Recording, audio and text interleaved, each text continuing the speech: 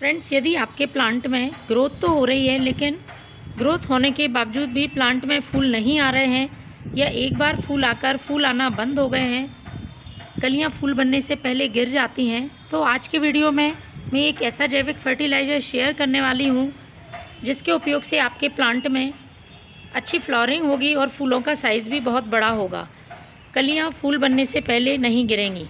इस फर्टिलाइज़र को आप अपने घर में ही मौजूद चीज़ों से आसानी से तैयार कर सकते हैं।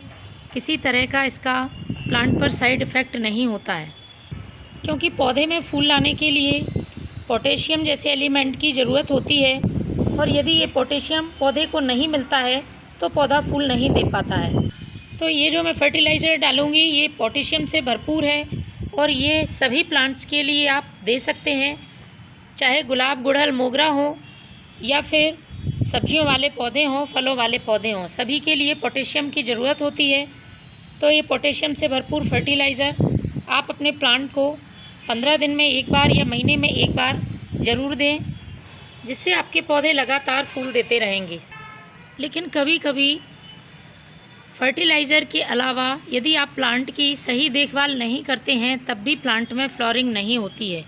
तो देखभाल के लिए सबसे पहले आपको ध्यान देना है अपने प्लांट की सॉइल का। प्लांट की सॉइल का ड्रेनेज सिस्टम बिल्कुल आपको सही रखना है।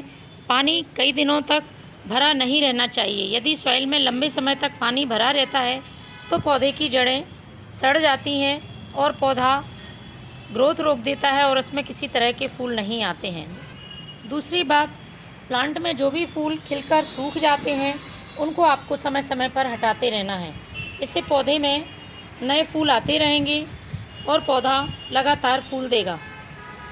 इसके बाद आपको महीने में एक बार अपने प्लांट पर नीम ऑयल का स्प्रे ज़रूर करना है।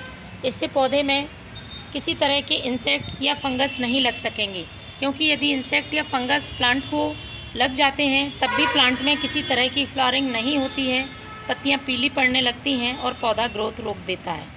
अगली ज़रूरी बात, पौधे में यदि आप लगातार केमिकल फर्टिलाइज़र का यूज़ करते हैं या केमिकल इंसेक्टिसाइड, फंगीसाइड का यूज़ करते हैं तो उससे पौधे की सॉइल ख़राब हो जाती है, उसका पीएच गड़बड़ हो जाता है।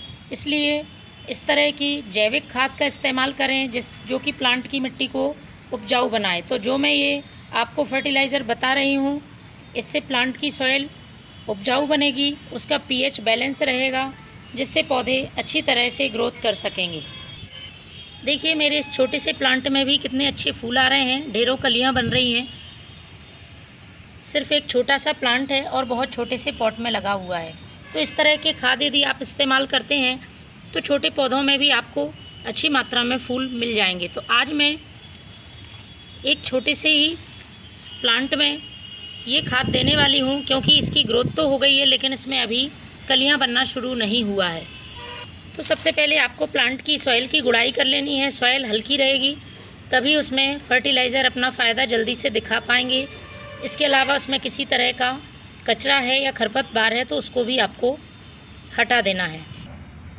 तो सबसे पहले मैं यूज़ कर रही हूँ ये यूज़ की हुई चाय पत्ती।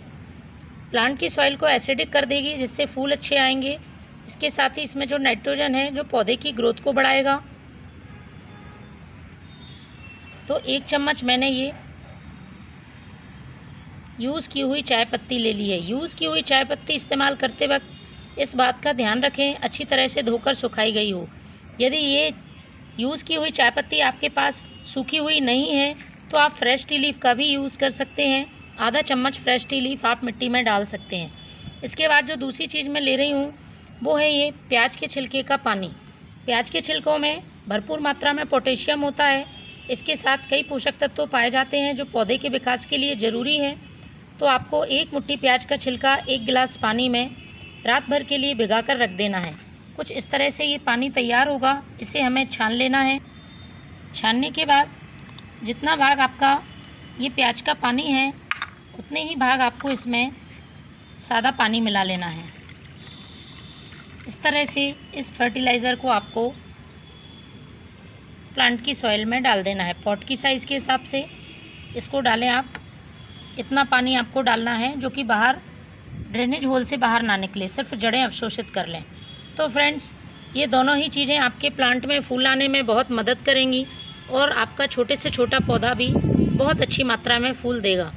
तो फ्रेंड्स, आप भी यूज़ करें इस फर्टिलाइज़र का। Thank you.